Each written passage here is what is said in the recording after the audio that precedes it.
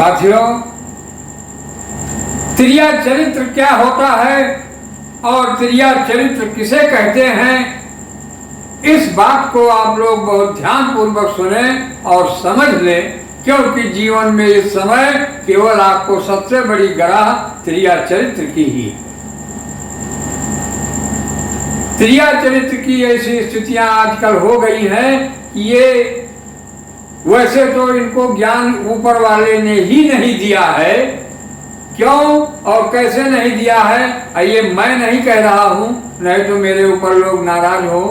तो महिलाएं तो विशेष करके ध्यान पूर्वक सुने, ये चौपाई रामायण की बता रही है।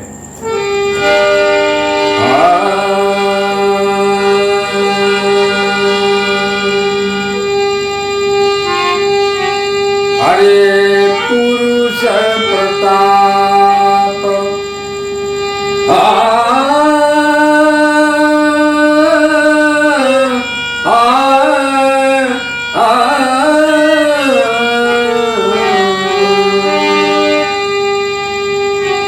हरे पुरुष प्रताप प्रबल सब भांति,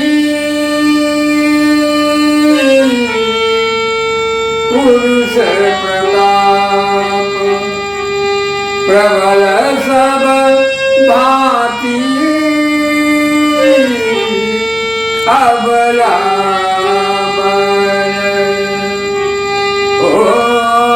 अबला सहज जड़ जाति, अबला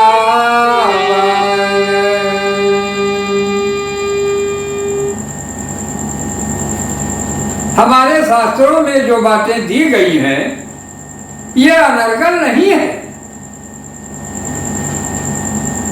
इसे हम ये समझ करके चलें कि जो हमारे धर्मशास्त्र धर्म ग्रंथ पुराने लिखे गए हैं, जिन ऋषियों महर्षियों महापुरुषों के द्वारा, वो सब पूरी की पूरी सत्य है। 100% नहीं, 101% सत्य है। इसे मानना पड़ेगा। भले ही आज के कुछ लोग यदि उनको मूर्ख कहा जाए तो भी कोई बुराई नहीं, कि पढ़ लिख लिए, थोड़ा नौकरी या कहीं कुछ हो गए, कोई दूसरे पंथ में चले गए, तो इन सबको झूठा बता रहे। लेकिन मित्रों, ये आज के हिसाब से नहीं लिखी गई थी। बताइए कितने पुराने समय की ये चीजें लिखी भरी पड़ी हैं। वो उस समय कितने बड़े कौन थे, वो शायद भगवान के ही अंश थे। भगवान के द्वारा ही वो सारी चीजें रची गई कि आगे भी, ताकि लोग जो इस मार्ग पर चलते रहेंगे उनका तो कल्याण होता रहेगा, और भटकेंगे जो वही परेशान।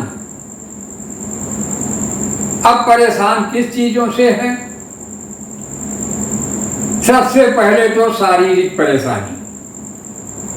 शारीरिक परेशानी का मतलब हुआ कि शरीर में अनेकों प्रकार के रोग पकड़े हुए हैं, बीमारियां खाए जा रही। कोई दिन ऐसा नहीं जा रहा है मित्रों कि बिना दवा के हमारा काम चले। जो ऐसे लोग हैं कि उनको डेली दवा खाना पड़ रहा है, उनके अपने ही तो कर्म है, और क्या है। भगवान ये सब देने के लिए नहीं करते, उनके पास इतनी समय नहीं है।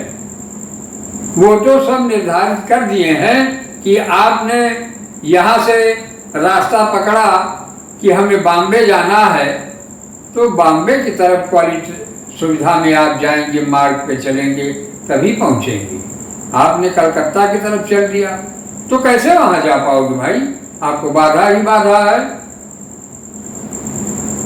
तो साथियों, हमें आप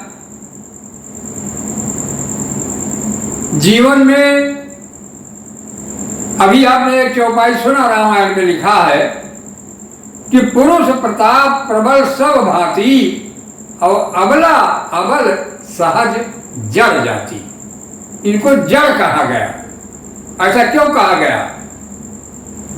अगर ये जड़ ना होती तो ये त्रिया चरित्र का कोई भी जाल फैला ही नहीं पाती, क्योंकि बुद्धिमान व्यक्ति जो होगा उससे कहाँ गलती होगी।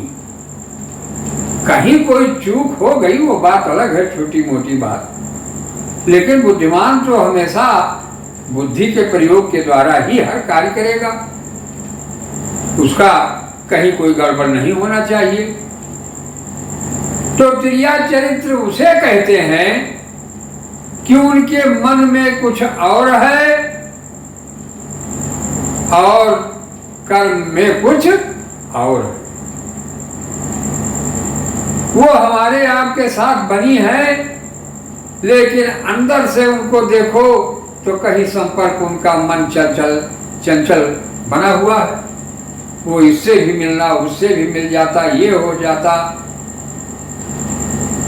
तो हमें आपको किसी पुरुष को कब वो फंसा दें, कब झूठे आरोप लगा दें और कब उसे बचा दें, ये छल है।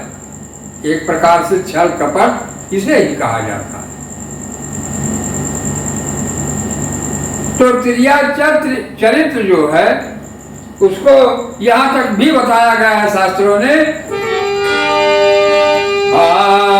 विधि नारी हो विधि नारी हृदय गति जानी, विधि नारी हृदय गति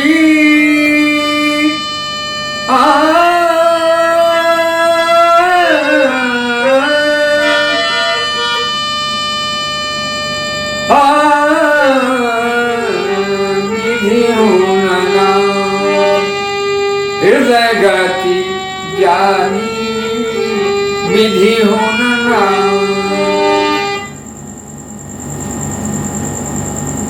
एक चौपाई में बता दिया गया है इसके बारे में कि ब्रह्मा भी स्त्री के हृदय की गति चाल को नहीं समझ पाते। इतना गूढ़ उनके अंदर में ऐसी मशीन फिट किया है परमात्मा ने। और किया क्यों है? इस रास्ते पर अगर हम चलेंगे तो काफी समय लग जाएगा। मित्रों, आप लोग बहुत ध्यान पूर्वक कार्य करें कि त्रिया चरित्र से बच करके हमेशा चलेंगे। एक नारी ब्रह्मचारी, अगर ये नियम रहेगा और पति और पत्नी जो दोनों एक साथ हुए, ये अगर एक साथ प्रेममय जीवन व्यतीत करते हुए चलेंगे तो निश्चित ही इनको पूरे जीवन का आनंद प्राप्त होता रहेगा। और आनंद के बाद फिर उनको मृत्यु जब आएगी तो उनको परम आनंद की तरफ चले जाना है। ये क्लियर है, इसे कोई नहीं काट सकता। तो साथियों,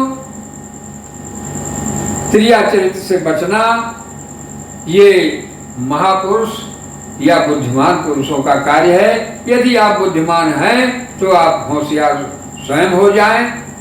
वैसे तो बहुत खराब समय चल रहा है।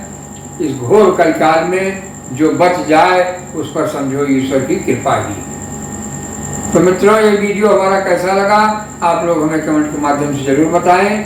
और चैनल पे अगर नए हो तो सब्सक्राइब जरूर कर लें, जिससे आपको अच्छे वीडियो, अच्छी ज्ञानवर्धक बातें आज के घोर कलकाल में मिलती रहेंगी।